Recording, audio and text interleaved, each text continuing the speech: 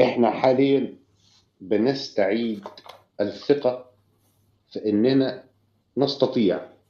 أولًا، إحنا عندنا مشكلة آآ حقيقية، هزيمة النفس، إن كل شيء سنسعى فيه سيفشل، لإن ده الوهم والسراب اللي خلقه أذرع المشروع الصهيوني في كل الدول العرب، وهو ده الخطاب الإعلامي الموجه ليك بقالك عشرات السنوات، إنك لابد أن تكون الفأر في المشهد وعدوك هو الأسد، في حين إن اللي بيحصل على أرض الواقع النهاردة سواء في غزة أو في جنوب لبنان هو إن الإرادة والعزيمة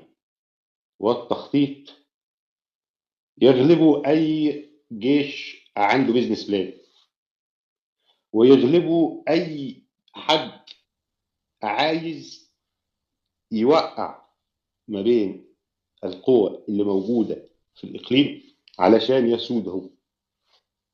هي مجرد إنك أنت يبقى عندك الإرادة والعزيمة والخطة علشان تحقق أهدافك، وهي دي القوة.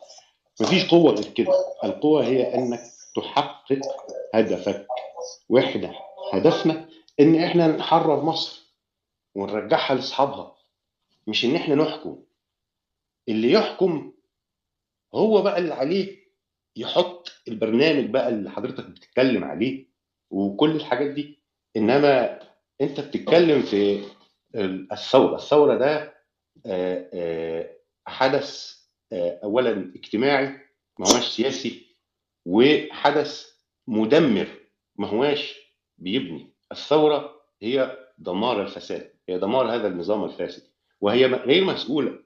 أنا شخصيا كراجل من قلب هذه الثورة بقول لك إن مفيش ثورة في العالم مسؤولة عن ما سيجري بعدها.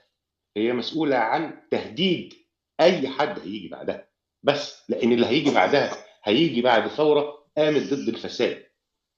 ولذلك في مصر الديون الخارجية مثلا بتاعت مصر لأول مرة في التاريخ نزلت في سنة 2012 من غير ما يبقى فيه نظام حاكم أصلا. ما كانش فيه حد بيحكم مصر في 2012. كان النظام اللي بيحكم هو حراك الشارع، بس إن الناس بتنزل تقول لا أنا معترضة على ده، فالفاسد يكش ويحط ديله ما بين رجليه ويرجع لجحره تاني.